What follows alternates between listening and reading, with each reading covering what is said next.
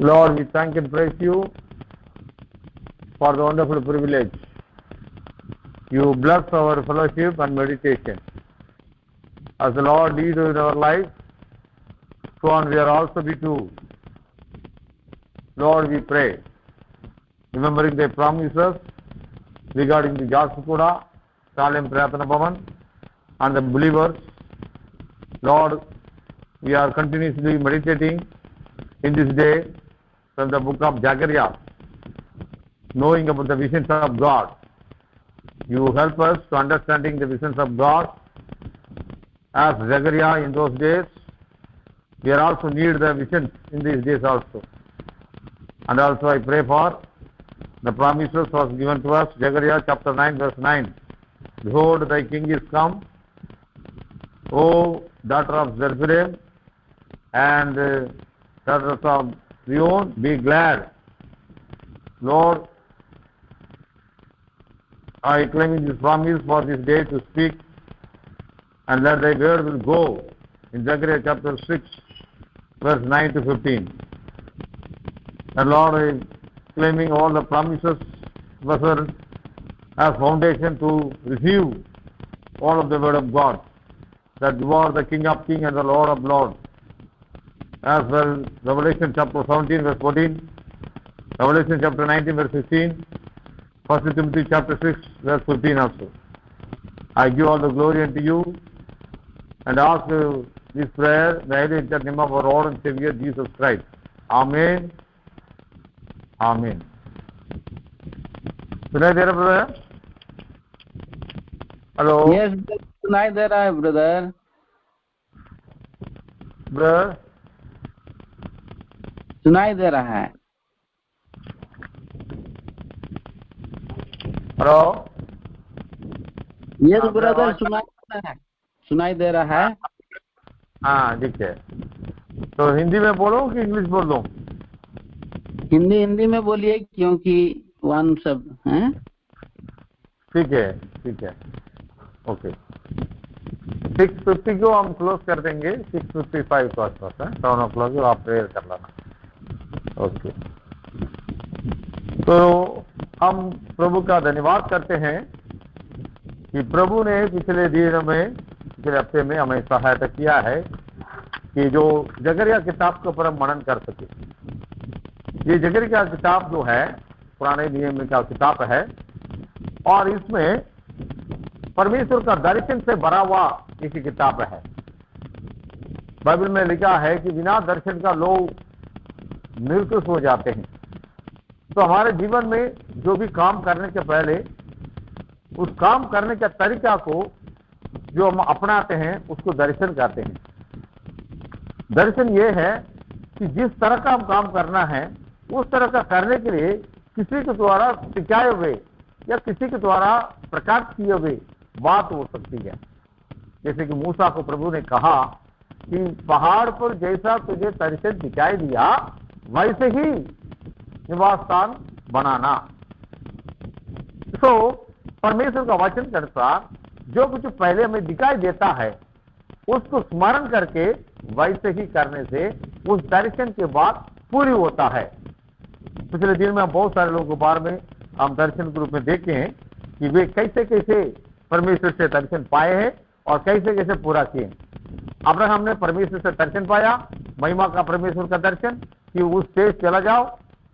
उसको ना कोई एड्रेस है, ना कोई कांटेक्ट है, ना कोई व्यक्ति जान पहचान वाला है, लेकिन परमेश्वर से बातें किया. उस बातों के अनुसार, उस दर्शन के अनुसार अपने देश छोड़कर उस देश में चला गया और वहां पर परदेश होकर रहा. प्रभु ने जैसे उनसे बातें की उस दर्शन के अनुसार उस देश का वारिस बन गया, ना केवल वारिस बन गया परंतु उस देश का एक गोत्र बन गया, और ना केवल गोत्र बन गया परंतु उस देश का गोत्र का लोगों का पिता भी बन गया. और आज तक यहूदी देश जो इस्राएल है इब्राहिम के नाम से ही अधिक माना जाता है. और इस प्रकार हम देखते हैं कि जूइश रिलीजन अब्राहम से ही शुरू हुआ करके लोग कहते हैं. तो इस प्रकार अब्राहम की जिंदगी से एक दर्शन थे कि प्रभु ने मेरे के द्वारा कुछ करने जा रहे हैं. हमारे भाई भक्ति की जिंदगी में भी परमेश्वर का एक दर्शन था कि प्रभु ने मेरे के द्वारा कुछ काम करने जा रहे हैं. उस देश चला जा करके जब परमेश्वर से भी बातें किया, अपने देश पंजाब छोड़कर और उस देश तमिलनाडु में गया और वहां पर वो एक ऐसे सुनसान पहाड़ पर चढ़ गया, पूरा रात प्रार्थना किए और प्रभु ने बोला कि हम शुरू करेंगे। और केवल 20 लोगों के साथ जब उसने जो अपने जिंदगी का सफर शुरू किया कि जो कलीसिया के रूप में, तो परमेश्वर ने उसको जो मौत के दिन मोर देन 6 लाख पीपल को वहां पर इकट्ठा किया। तो इसको हम दर्शन कहते हैं क्योंकि प्रभु ने उनसे बातें किया और उस दर्शन के अनुसार उसने अपने काम पूरा किया। इसलिए लिखा है मैंने उस दर्शन को आज्ञा मानी। तो हमारे जीवन में भी दर्शन की बातों पर हम ध्यान देंगे, उसी के अनुसार चलने करने के लिए कोशिश करेंगे। एक बातों को याकूब की जिंदगी में भी परमेश्वर ने दिखाया। याकूब जो जंगल में सो रहा था, ना कोई उनको जहां जाना है उसको कोई पता नहीं है, और पीछे उनको भाई और परिवार का डर है, सब कुछ ही नहीं है। जंगल में ऐसे सुनसान सा पर सोना, जानवरों का खतरा है, और ऐसे जगह पर उसने परमेश्वर पर विश्वास करके ऐसे सोया है कि मानो कि वहां पर प्रभु ने याकूब को पाया है कि इतनी बड़ी सुनसान जहां पर भी उसने परमेश्वर पर विश्वास करके कि वो ही मुझे बचाएगा करके, तो उसी समय उसके दर्शन दिया और वो पौड़ी के दर्शन मिली और पौड़ी के ऊपर स्वर्गदूत चढ़ते और उतरते, और उसके द्वारा हम देखते हैं कि परमेश्वर उससे बातें करते थे। जिस भूमि पर तुम लेटा है वो मैं तेरे लिए दे दूंगा करके कहा गया।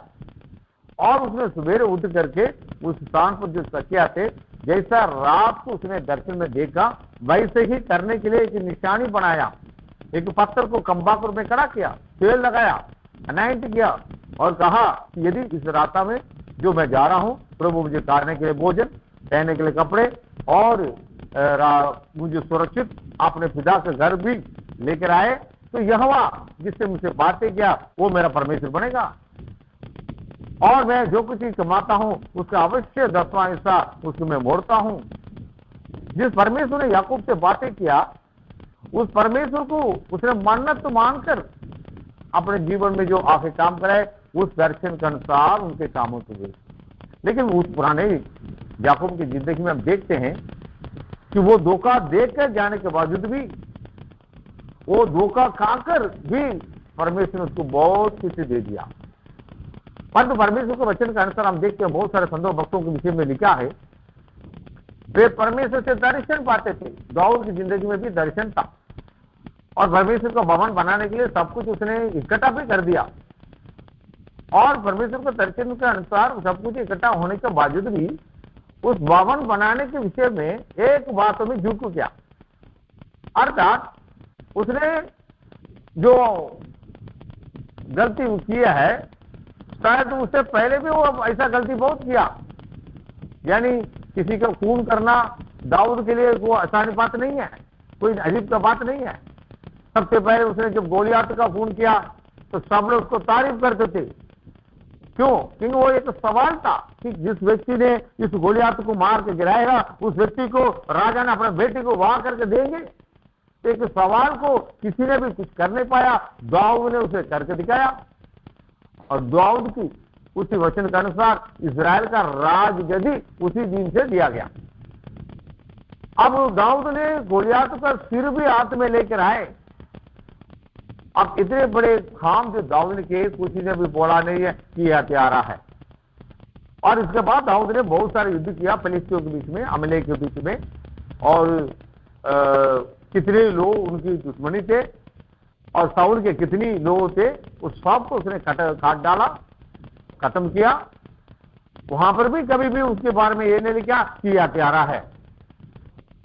और उसने नाबाल का पति, जो नाबाल का अबीगाइल का पति नाबाल मर गया था, वो दाऊद के विरुद्ध बुरा करने के कारण मरा था, तो भी उसके ऊपर कोई दोष नहीं लगा। साउल को मार डालने के लिए उसको मौका मिला, मार डालने से भी गलत नहीं था, क्योंकि वो कोई व्यक्ति अपने दुश्मन को देके ऐसे जाने नहीं देते।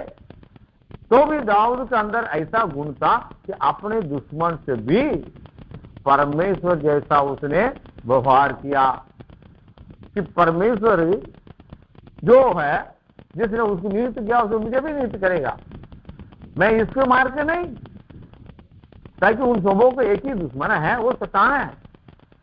वास्तव में दाऊद को शाऊल के ऊपर एक अच्छी आदर और अभिप्राय था, इसलिए उसको कुछ हानि नहीं करना चाहता था। एक तरफ वो उसको ससुर है, दूसरा है उसके बेटी ठीक तो नहीं है, शाऊल के बेटी का चाल चलन उतनी अच्छा नहीं है।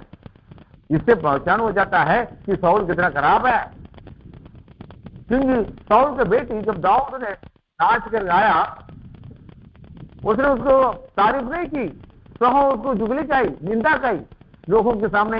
ऐसा भंगड़ा पा रहे, ऐसे चनाट करे हो, ये अच्छा है क्या, तुम राजा नहीं है?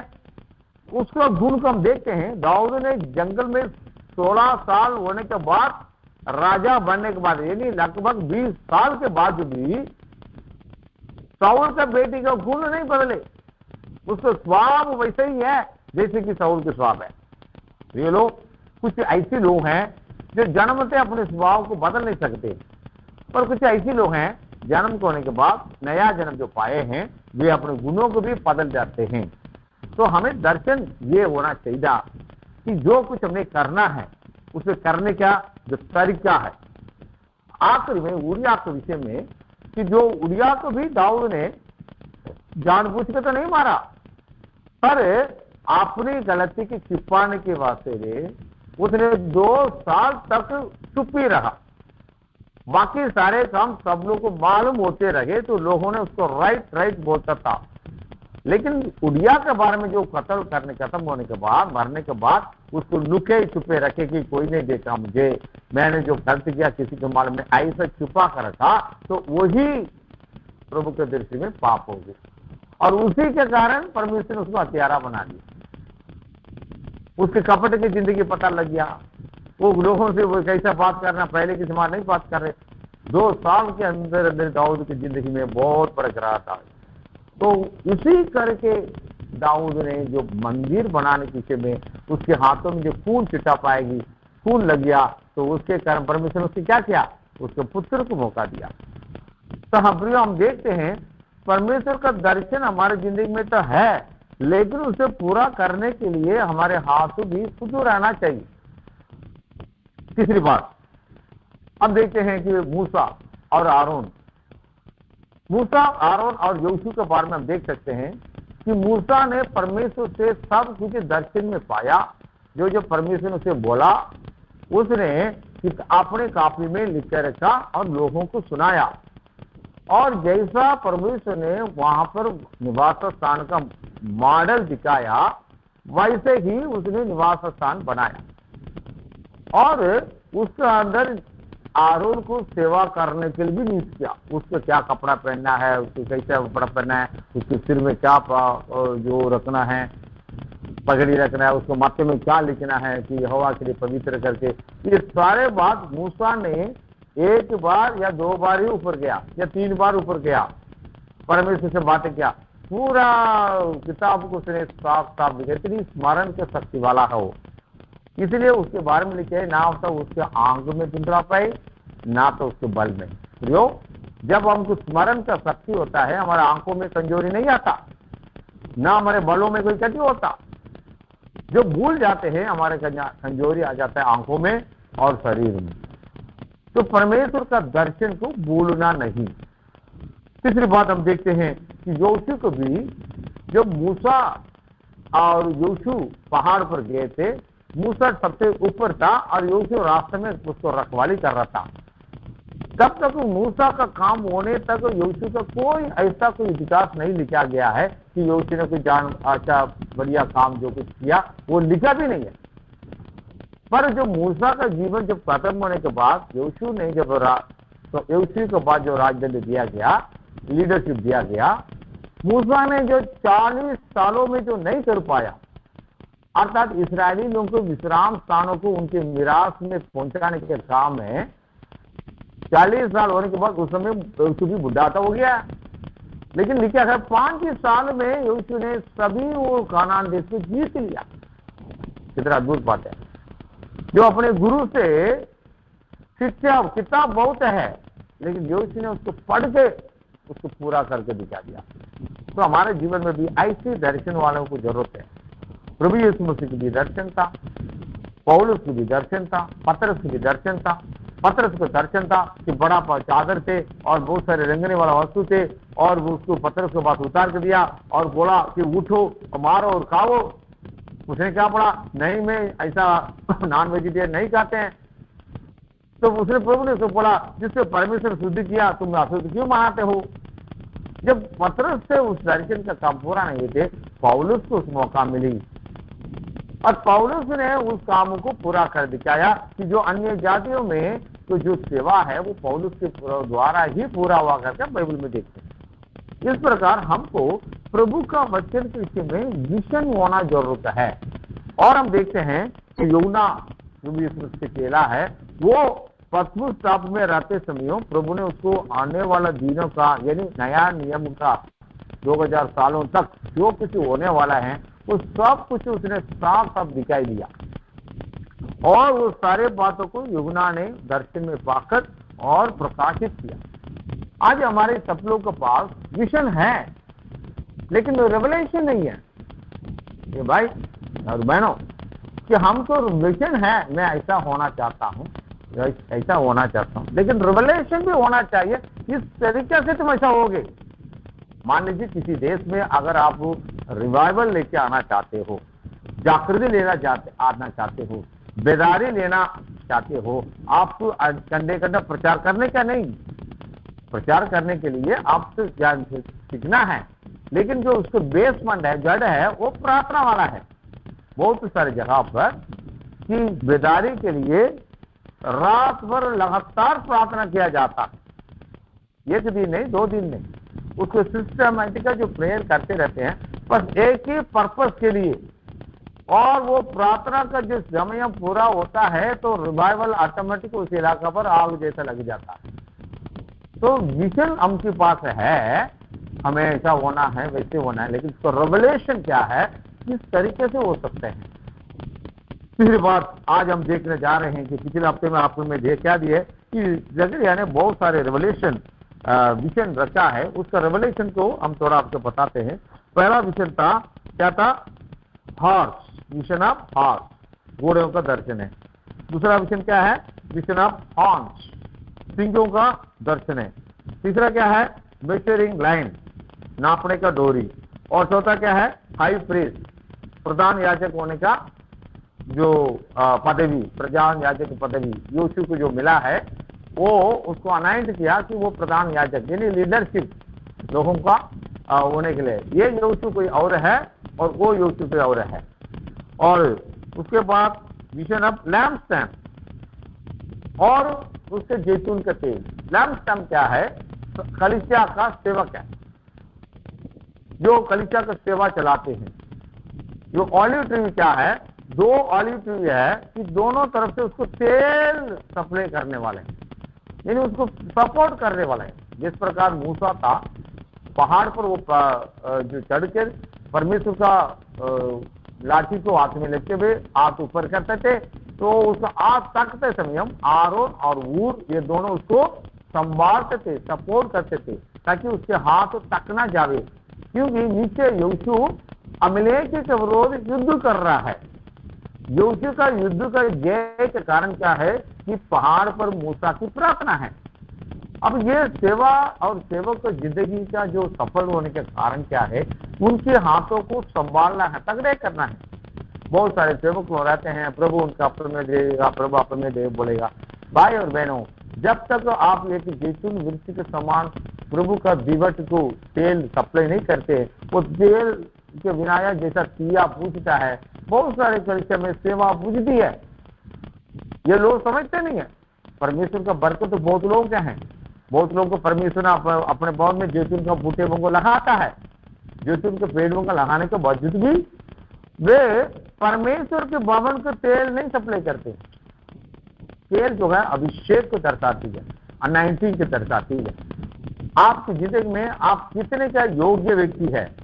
मैंने बहुत सारे लोगों को अभिषेक के बारे में जानकारी प्राप्त हुआ करके नहीं देखे, पर बाइबल में लिखा है अभिषेक तभी दिया जाता है कि वो एक समझदार और एक जिस काम के लिए नियुक्त किया जाना है उस काम को सफल करने वाला है।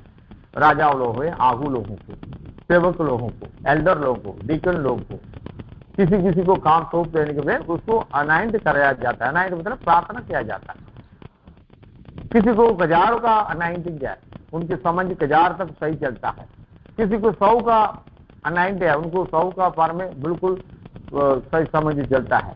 किसी को 10 का समझ है, अपनी जिम्मेदारी और बातों को अच्छी तरह चला सकते हैं। किसी को 10,000 की अनाइंटिंग है। दाऊद क्या है, 10,000 के बराबर करके बाइबल में लिखा है। 10,000 को उसके पास समझ है। किसी को लाखों की समझ है, उनके पास 1 लाख रुपए हाथ में दे तो भी उसकी क्या करना है उसकी समझ है।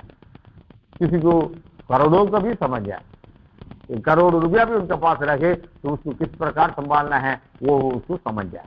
अब मैं इस बात को थोड़ा याद कर रहा हूं कि एक बार हमारे एक अन्ना भैया जो किसी के घर में प्रार्थना करने के लिए जो जाते थे, अब वैसे कि हमें जो मिलता है जो प्रेयर करने के लिए कोई 100 या 100 500 ज्यादा से इतने देते लोग। अगर ज्यादा प्यारे लोग तो 1000 देंगे और उससे जो सेवा के मदद करें तो 10,000 देंगे। पर वो भैया जब सेवा में उस समय उनके पास में थे, उसने गवाही देता था। जब मैंने उसको प्रार्थना करके आगे तो आत्मा की प्रार्थना पढ़ाया तो वो घर आके देखा था उसमें कितना था, 1 लाख था। यानी उनकी प्रार्थना का जो अभिषेक का जो वैल्यू है कि 1 लाख तक बढ़ता है। भाई हमारे प्रार्थना का वैल्यू कितना बनती है? प्रार्थना हर बातों का वैल्यू देती है। तो मैं अब क्या बोलना चाहता हूं कि एक सेवक, ये हाई प्रीस्ट, उनकी जो प्रार्थनाओं का वैल्यू होती है। एक बिशप प्रार्थना करते हैं, उसको जो गिफ्ट देंगे उसके एक वैल्यू होता है। हमारे बड़े भाई को जो प्रार्थना करते हैं उनकी जो गिफ्ट है वो उसकी वैल्यू के अनुसार होती है और हमको उससे कम ही होता है। ठीक है, अभिषेक में फर्क है, अनाइंटिंग में फर्क है। यहां पर हम देखते हैं यीशु को जो वो ऑर्डर दिया गया है कि हाई प्रीस्ट होने के लिए, अहिला आगू होने के लिए, तो उनके लिए कुछ अनाइंटिंग का दिए थे और उसके बाद में लिखा है यदि तुम आज्ञाकारी होगे तभी मिलेगा। कंडीशन भी प्रभु बोलता है। तो ये जो ये विषय है। और उसके बाद आज हम देखने जा रहे हैं द फ्लाइंग स्क्रोल, मतलब उड़ते हुए किताब। ये उड़ते हुए किताब के बारे में हम देखेंगे जी। उसके बाद वुमन इन द बास्केट, टोकरी में पैदा हुआ औरतें। और उसके बाद 4 चैरिट, 4 चक्का गाड़ी। और उसके बाद 2 और है। एक मैंने बोले हैं यीशु मसीह का राजा बनना है और हाई प्रीस्ट के रूप में, और यीशु का जो अनाइंट कर रहे हैं। इस 2 बात मिलकर 10 जो स्वप्न में से, मिशन में से 5 अभी और अब देखने जा रहे हैं।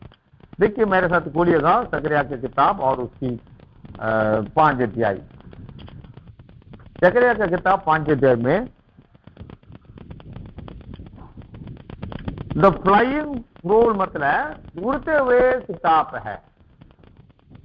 ये उड़ते हुए किताब कौन सा है? कई लोग इसको कई कहानियां पढ़ते हैं, लेकिन मेरा ये विचार है कि ये बाइबल हो सकता है। क्योंकि आजकल ये जो बाइबल है सभी के हाथों में है कि उनकी जिंदगी को अच्छा बना रहे हैं, लेकिन ये किताब को क्यों ऐसा वहां पर कुछ शब्दों में दिया गया है कि ये किताब जो है कि चोरों के घर में ज्यादा रहता है, अपराधियों के घर में रहता है, और ऐसा करके लिखा है। मैंने सोचा कि ये किताब किसके पास होना चाहिए? ये किताब तो पवित्र स्थान में होना चाहिए, पवित्र लोग हाथ में होना चाहिए। वास्तव में ऐसा ही था, लेकिन जब प्रभु यीशु मसीह संसार में आए, कलवरी क्रूस पर अपने जान बलिदान करके उसको प्रायश्चित कर लिए पापों की, इस किताब को है कि सारे दुनिया में उड़ के फिरने लगे, कोने कोने में फैलने लगे। आज कितना भी पापी हो, अपराधी हो, चोर हो, डाकू हो, गुंडे हो, यीशु मसीह में मानिपराए हैं और सभी का घर में बाइबल रखा जाता है। और ये बारे में और इसके बारे में लिखा है कि ये उड़ते हुए किताब में क्या लिखा है। एक वचन कोई पढ़ सकते हैं, अगर कोई पढ़ना के लिए चाहते तो प्रकाशित वाक्य उसके 10 अध्याय 10 वचन कोई भाई पढ़ेंगे अनम्यूट करके। प्रकाशित वाक्य 10 की 10। सुनाई दे रहा भाई? Hello Sanjeet brother? हाँ, प्रकाशित वाक्य 10 का 10। हेलो, हाँ पढ़िए ब्रदर। हाँ लाइट चल रहा है। हाँ, प्रकाशित वाक्य 10 का 10।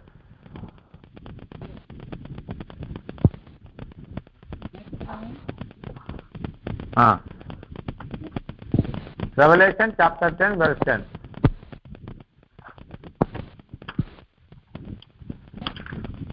पढ़ दीजिए।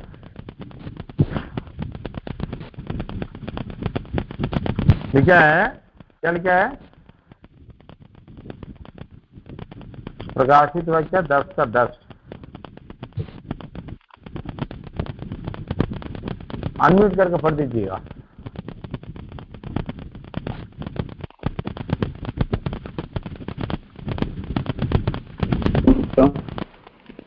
हाँ। अतः मैं वह छोटी पुस्तक उस स्वर्गदूत के हाथ से लेकर खा गया। यह मेरे मुंह में मधु से मीठी तो लगी, पर जब मैं उसे खा गया तो वह मेरा पेट कड़वा हो गया।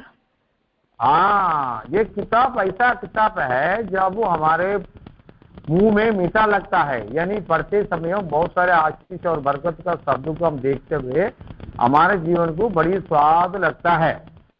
लेकिन जब अनुभव में जाते हैं, प्रैक्टिकल लाइफ में चले जाते हैं, तो हमारी जिंदगी को कड़वा कर देती है। यहाँ तक कि लोग प्रभु यीशु मसीह को छोड़ कर भी चले जाते हैं, तो बहुत कठिन जिंदगी है करके ठोकर खा के चले जाते हैं, पीछे चले जाते हैं, और बैलों की जिंदगी क्रूस उठाने के तकलीफ हो जाते हैं। और पसंद में क्या है, ये पेट क्यों कड़वा होता है? उसमें लिखा है 11 वचन में, तुम मुझसे ये कहा गया तब तुम बहुत से लोगों और जातियों और भाषाओं और राजाओं के विषय में फिर भविष्यवाणी करनी होगी। ये किताब जो है भविष्यवाणी की किताब है। बहुत सारे लोगों के बारे में हम भविष्यवाणी करनी चाहिए। तो यह किताब जो उड़ते हुए किताब के बारे में और हम पढ़ते हैं, इसमें क्यों ऐसा कुछ बात लिखा है कि इसमें बहुत सारे श्राप लगा हुआ है। आप पढ़ेंगे बाद में, गौर पढ़ दीजिएगा। प्रकार व्यवस्था 7 28 अध्याय 15 से लेकर आखिरी वचन तक जब पढ़ोगे, व्यवस्था 7 28 अध्याय का व्यवस्था विवरण 28 अध्याय के 1 से लेकर 14 तक बहुत बढ़िया बढ़िया बरकतादी शब्द है। लेकिन जब उसके बाद उसमें एक कंडीशन में लिखा है, अगर तुम अपने परमेश्वर यहोवा का बात ना मानोगे तो ये बरकता सारे श्राप बन जाता है, जिसको कोई रिमेडी नहीं कर पाते, उसको कोई सही नहीं कर पाएंगे। जैसे कि कोरोना है, जब अचानक आए, लोग कोई नहीं कुछ नहीं है और ठीक हो जाता, ऐसा ऐसा बोलते थे। लेकिन परमेश्वर ने ऐसा रख लिया कि किसी को कोई उसे छुटकारा मिलना बहुत ही ईजी नहीं है। परमेश्वर को आशीष बरकत है हमारे लिए मुंह में मीठा है। उसमें लिखा है कि यहोवा तुम्हें सिर बनाएगा, यहोवा तेरे टोकरी में आशीष करेगा, यहोवा तेरे तुम धन्य हो भीतर में और धन्य हो बाहर में, यहोवा तेरे शत्रु को तुमसे हरा देगा और तुम्हारे सामने से भागेंगे, तुम्हारे खेती पर आशीष होगा और यहोवा तुम्हारे हाथों का काम को लगातार आशीष करेगा और इसलिए जो देश प्रभु देता है उसमें तेरा आशीष देगा। इस प्रकार बार बार आप पढ़ोगे, यहोवा तुझे शुरू बनाएगा, पूछ नहीं, पूरा आशीष आशीष वचन मुंह में मीठा लगती है, सुनने में अच्छा लगता है। लेकिन उसके नीचे जो पढ़ के देखो, तो अगर इन बातों में यहोवा का आज्ञा को ना मानोगे तो ये सारे श्राप बहुत है, बरकत थोड़ा है। प्रियो, हम परमेश्वर का वचन को बड़ी ध्यान से समझना चाहिए कि हर एक वचन में कोई ना कोई कंडीशन प्रभु रख के। अपने बच्चों को भी देखिए कि बच्चों को जो चीज लेके देते हैं, हम उनको कंडीशन करके देते हैं। अच्छा पढ़ा करोगे तो मैं ये दे दूंगा, फर्स्ट आएगे तो तुम्हें ये मिलेगा, ऐसा कंडीशन क्यों करते हैं कि उनकी ध्यान अच्छे बातों पर लगे रहे। तो प्रभु का वचन भी ऐसी है, आशीष देने का मतलब ये है कि हमारे ध्यान हमेशा प्रभु में लगे रहे, दुनिया में ना लगे। और हम देखते हैं, आगे देखते हैं व्यवस्था 7 में और 27 अध्याय का 13 से लेकर 26 में भी लेने का कोई जरूरत नहीं है। वहां पर भी इस्राएली लोगों को केरिसीम पहाड़ और एबाल पहाड़ में खड़ा करते समय एबाल पहाड़ पर जो लोग रहते थे वे श्राप के वचन बोलते थे, और केरिसीम पहाड़ पर जो रहते थे वे आशीष के वचन बोलते थे। अब हम कौन सी पहाड़ पर है? अगर हम आशीष के शब्द बोलेंगे तो हमारे पर आशीष पलती है। वास्तव में हम किस बिंदु में हैं? श्राप के बातों बोलेंगे तो हमें जो बोलते हैं लोग आमीन भी बोलते हैं, आशीष के बात बोलेंगे तो आमीन बोलेंगे, तेरे तो आशीष लगेगी। अब बाइबल में कई बातों को हैंडलिंग करने का तरीका हमें रखना चाहिए, इसलिए इसको 2 तारी तलवार कहा गया है कि इसमें बरकत भी है। सावधानी रखना कि अगर तुम्हारी बातों पर अगर कोई फिसल गया तो शत्रु भी बन सकती है। मूसा का हाथों में जो लाठी था वो लाठी उनको चलाने का था, वो लाठी को उसने लाल नदी नाइल नदी को और लाल पानी बना दिया और लाल समुद्र को 2 बार कर लिया, तो लाठी से चलाता था। लेकिन उसी लाठी को जब नीचे डाल दिया तो वो अजगर बन गया, सांप बन गया। अब हमारे हाथों में परमेश्वर का वचन है, अगर यह वचन को गिरा देंगे या नीचे कर देंगे या किसी रीति से उसको कुछ वैल्यू लेस बना देंगे तो ये हमारे लिए आशीष नहीं बनेगी, ये सांप बन जाएगी, सानू डसने वाला बन जाएगी। इसी कारण बहुत सारे विश्वासी लोगों की जिंदगी में देखिए बाइबल को सही आदर नहीं करने के कारण वे बीमारी, दुखी, परेशानी लिखी रहते हैं। हमारे लिए बाइबल एक ऐसी ऊंची किताब है, ऊंचे स्थान में रहना है, यानी प्रभु के स्थान हमेशा ऊंचा ही रहना है। दूसरी बात, इस प्रकार हम देखते हैं पहला जो उड़ते हुए किताबों का जो दर्शन है, और इसके बाद हम बढ़ेंगे vision of woman in the basket. टोकरी में बैठा हुआ औरत का दर्शन क्या है? टोकरी में कौन बैठ सकता जी? वैसे कि छोटे छोटे बच्चों को छोटे छोटे टोकरी में डालते, ताकि छोटा बच्चा है वो चल नहीं सकती है और बच्चे सुरक्षित रहने के लिए उसके साथ जाली डालते हैं। यहाँ पर जो औरत के बारे में लिखा है इसे अनराइचियस वुमन, ये एक अधर्मी औरत करके लिखा गया। ये अपने आप को छुपाने के लिए आंखें लुकी हुई है, और इसके लिए उन्होंने कहा ले जा रहे? बाबिलोन देश से ले जा रहे। इस्राएली लोग भी अपने अधर्मों के कारण ही नेबूकदनेस्सर के द्वारा बाबिलोन देश से लेके गया, जहां पर डिसऑर्डर होता है, गड़बड़ियां बहुत होती है। जब इस्राएली लोगों ने बहुत सारे गड़बड़ी करना शुरू कर दिया तो परमेश्वर उसको दंड देने के लिए ऐसे गड़बड़ों के देश में जाकर डाल दिया। वहां पर वे 70 साल जिंदगी बिताए और उसके बारे में बहुत कुछ लिखा है। अब हम देखते हैं इस औरत को भी वहीं पर इसलिए लेके गया कि वहां पर इसको डाल दे, गड़बड़ी करने वालों को गड़बड़ियों के देश में डाल दे। और हम देखते हैं इसमें एक विशेष बात ये है कि वो अनराइचियस वुमन के बारे में हम बाइबल में पढ़ते हैं। मत्ती लिखित सुसमाचार 7 अध्याय 22 और 23 वचन में लिखा है, जब बहुत सारे लोग प्रभु यीशु के पास आके ऐसा बोलते थे, हे प्रभु हमने तेरे नाम से दुष्टात्मा को निकाला, हमने तेरे नाम से भविष्यवाणी किया, हमने तेरे नाम से अनेक अद्भुत काम किया। वो लोग सब बात में बोलते हैं हमने तेरे नाम से किया, हमने तेरे नाम से किया, सभी लोग कर रहे हैं। आज कितनी लोगों का जो भविष्यवक्ता कहते हैं, सेवक कहते हैं, पास्टर कहते हैं, चलो वो सब प्रभु का अधिकार से करते हैं, लेकिन ऐसे आम लोग भी कुछ भी नहीं होते, यीशु के नाम से वे भी तेल डालते। सेवक लोग कुछ पवित्रता का कायम रखते हुए प्रभु को वो सेवा का काम करते हैं। आम लोग, साधारण लोग के अंदर पवित्रता नहीं रहता। वे संसार में रहते हैं, संसार का काम भी करना पड़ता और थोड़ा शांति के लिए प्रभु के घर में आना पड़ता। वे लोगों को उस प्रभु का नाम तो ले लेते हैं, लेकिन जो काम नहीं होता, जैसे कि पौलुस दुष्टात्मा के निकालते थे, केवान का 7 मुंडे क्या करते थे, शैतानी के बच्चे थे, और वे क्या करते थे, वो लोग भी जाकर दुष्टात्मा से बोला, पौलुस जिस नाम से जो दुष्टात्मा निकालता है उस नाम से हम भी तुमको निकालते हैं। पौलुस यीशु के नाम से निकाला, तो ये लोग भी यीशु के नाम में बोला, लेकिन क्या हुआ है, वो दुष्टात्मा इन लोगों के ऊपर प्रबल हो गई। आज यही चल रहा है। बहुत सारे लोग, सेवक लोग तेल डालकर प्रार्थना करने का और तुम तेल डालकर प्रार्थना करने में फर्क है। सेवक लोग धर्म गुरु को, एल्डर लोग को ले जाके इसलिए प्रार्थना करते हैं कि प्रार्थना करना एक आदर और जिसकी है उसका ही होता है। जैसे कि डॉक्टर जो इंजेक्शन डालता है, तो बच्चे भी इंजेक्शन डालने से कैसा लगता है, डॉक्टर दवाई डाल के इंजेक्शन डालते हैं और वो दवाई को हड्डी में कहीं भी लगने नहीं देना।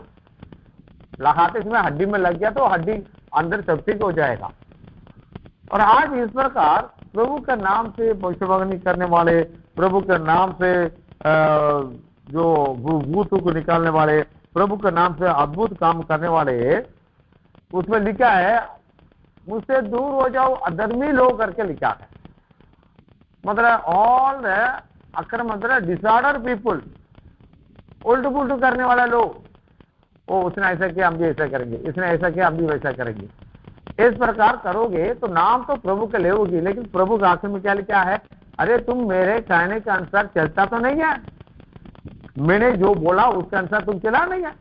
तुम बोलते हो कि मैं यीशु के नाम से ये निकालूंगा, तो वो कैसे तुम निकाल सकते हैं? तो इस प्रकार बहुत सारे लोगों की जिंदगी में अधर्म पड़े हुए हैं। ये औरत को ऐसी कहना, ये कलीसिया के रूप में है कि ये अधर्मी कलीसिया है। जैसे तेरा कलीसिया को देखेंगे तो वो कुछ भी करते हैं, लोगों को बोलते कुछ नहीं होता है। प्रियो, आप अपने पाप को छिपाने के लिए टोकरी में नहीं जाना। टोकरी एक बच्चों को संभालने के लिए, उठाने के लिए, और आप अपनी जिंदगी में परमेश्वर का वचन के अनुसार चलोगे तो आप इस बातों को कबूल कर सके। प्रभु हम भी तो भविष्यवाणी किए, हम भी तो भूत को निकाले, हम भी तो अद्भुत काम किए, तो प्रभु कबूल करेगा। ऐसे लोगों का घर जो है चट्टान पर बना कर रखे व्यक्ति है, आंधी आएगा, तूफान आएगा, बाढ़ आएगा, धक्का मारेगा, वो डिगना नहीं है। आज कितने विश्वासी लोग जिंदगी में बोलते हैं हम तो ऐसा हो गया, ठीक हो गया, वैसे हो गया, लेकिन थोड़ा सा दुख आ गया, थोड़ा सा तकलीफ हो गए, संगति में ही नहीं आते, प्रभु के साथ प्रार्थना नहीं, जिंदगी नहीं होते, बाइबल पढ़ना नहीं होते, और सुसमाचार दूसरे को सुनाना नहीं होते। ये कैसा है, वे अक्रम से, अधर्म से काम करते हैं, अनराइचियसनेस, डिसऑर्डर बोलते उसको। तो हम ऐसी बातों से बचे रखना। ये जो दूसरा जो दर्शन है जो टोकरी में बैठी, तीसरा जो हमने पढ़ लिए हैं यीशु के बारे में, वो कैसे एक महायाजक बना, और उनको पहले हम तीसरा अध्याय में भी देख सकते हैं कि शैतान उनके विरोध में था, और शैतान को प्रभु ने छिड़का तो भी शैतान उससे दूर नहीं हुआ। रोमियो 16:20 में लिखा है, शांति चाहता परमेश्वर ही शैतान को अपने पैरों तले कुचल डालेगा। क्यों? उसके पैरों में जूती है, जिसकी जूती है वो सांप के ऊपर पैर रख सकते हैं। आप नंगे पैर में शैतान के ऊपर पैर नहीं रख सकते हैं। यीशु ने यर्दन के ऊपर अपने पैर रखा कि यर्दन 2 भाग हुए, क्योंकि प्रभु यीशु ने यीशु को चुना था। उससे पहले कई लोग में थे, उसमें यर्दन 2 भाग नहीं हुआ। एलिया ने चादर लेके मारा, वो यर्दन 2 भाग हुआ। जिसके वो अधिकार दिया गया है वो ही वो काम कर सकते हैं। अब यीशु को प्रधान याजक होने का, यानी लीडरशिप का जो अधिकार दिया जाता है, अनाइटिंग किया जाता है, और सब उसके अधीन में दिया जाता है। और ये जो मान लीजिए कोई प्रधानमंत्री बन गया, कोई जनरल मंत्री बन गया, तो उनके पास क्या दिया जाता है, उस इलाका, सरकार का, इलाका का सारे अधिकार उस मंत्री के दिया जाता है। अब देखिए मंत्री होने से पहले उस व्यक्ति एक एमएलए एक एमपी के इलेक्शन के लिए कितना संघर्ष करके लड़ता है। जब जीत जाता है और जीत जाने के बाद चुना जाता है, जीतने से बड़ी बात नहीं, एमपी बने रहोगे, लेकिन एमपी से मंत्री होना कि अपने नियुक्त हुआ व्यक्ति के द्वारा होना, तो आदर और सम्मान सरकार के द्वारा दिया जाता है। तो इस प्रकार हमें भी प्रभु ने जो बुलाया है, हम तो सेवक तो है, लेकिन सेवक में से भी परमेश्वर किसको सेलेक्ट करता है उसको ही वो अधिकार और सम्मान दिया जाता है। और हम आखिर में देखते हैं ओबीडियंस के बारे में लिखा है, जो आज्ञाकारी इज बेटर देन फास्टिंग करके लिखा है। आज्ञाकारी की जिंदगी उपवास करने से भी अच्छा है। कुछ और बात लिखा है, ओबीडियंस ब्रिंग ब्लेसिंग, आज्ञाकारी हमारे जीवन में आशीष के लेके आता है। और लिखा है obedience bring riches glory power, आज्ञाकारी आशीष धन महिमा सामर्थ्य के लेके आता है। और सामुएल ने शाऊल से बोला ओबीडियंस बेटर देन सैक्रिफाइस, आज्ञाकारी बलिदान से भी उत्तम है। और लिखा है obedience brings authority and administration of God, आज्ञाकारी अधिकार और अनुशासन को लेके आती है। पर डिसोबीडियंस क्या करता है, जैसे आप शाऊल की जिंदगी में देखते हैं और कायन की जिंदगी में देखते हैं, लूत की जिंदगी में देखते हैं, येसाब की जिंदगी में देखते हैं, वे कई बातों में आज्ञाकारी नहीं थे।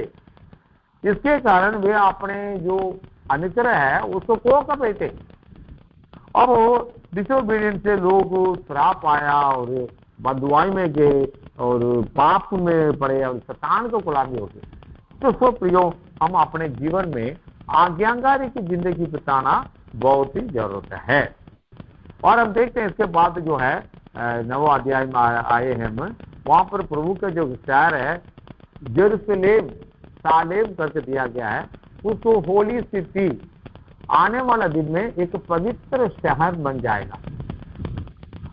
मतलब जिस किसके शहरों में प्रभु के लिए एक भवन रखा गया हो, उस भवन में आने वालों के द्वारा उस शहर भी एक पवित्र शहर बन जाता है।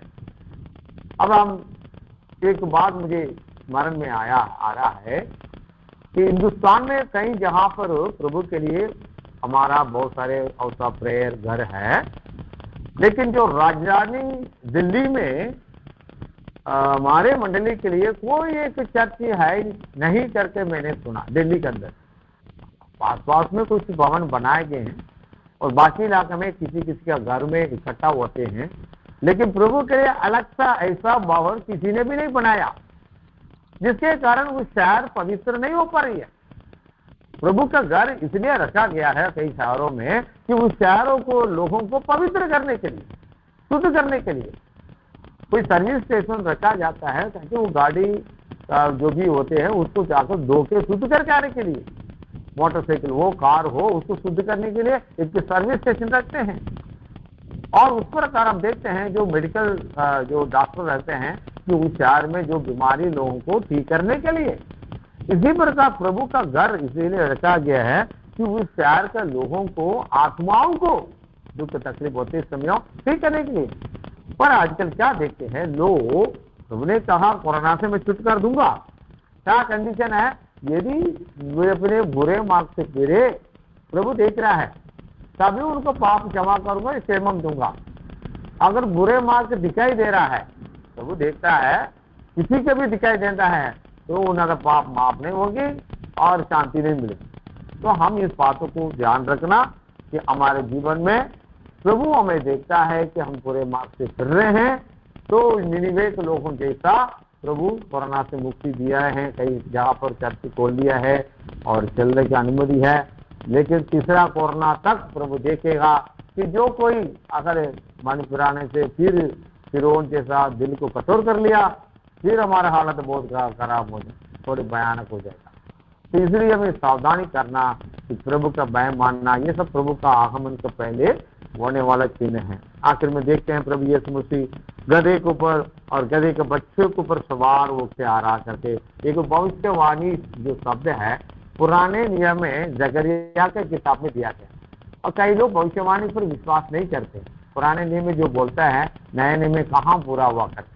ये बहुत अच्छी तरह से लिखा है कि जो गधे के ऊपर, गधे के बच्चे ऊपर यीशु मसीह जब यरूशलेम में जाने तक किसी ने भी नहीं बैठा। जब भविष्यवाणी हुई है बहुत से 520वां सदी में, तो यीशु मसीह जब यरूशलेम में गधे के ऊपर, गधे के बच्चे के ऊपर बैठ के गया, तभी ही यह भविष्यवाणी पूरा हुए। लेकिन शब्द तो पहले बोल दिया जी। कोई लड़का डॉक्टर बनने से पहले, बड़ा होने से पहले उसके माता पिता आशीर्वाद करते हैं, भविष्यवाणी करते हैं, मेरा मुंडा ये बनेगा, मेरा गुरु ये बनेगी। होने के लिए कई साल होती है। तो यीशु मसीह के भी राजा होगा करके भविष्यवाणी जकरिया ने बोला। किस प्रकार वह गधे और गधे के बच्चे के ऊपर बैठ, कितना अद्भुत बातें हैं। तो हमारे प्रभु के बारे में बहुत अच्छी रीति से जो भविष्यवाणी पुराने में जो लिखा है वो पूरा है। जैसे कि ईसा में भी लिखा है तो कुमारी गर्भवती होगी, पुत्र जनेगी तो उसका नाम यीशु रखना।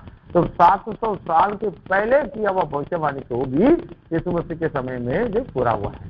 तो हम भविष्यवाणी शब्दों को कुछ नहीं जानना कि प्रभु जो बोलता है सही है तो कबूल करना, सही नहीं है उससे बच कर रहना और उसे सही कर देना।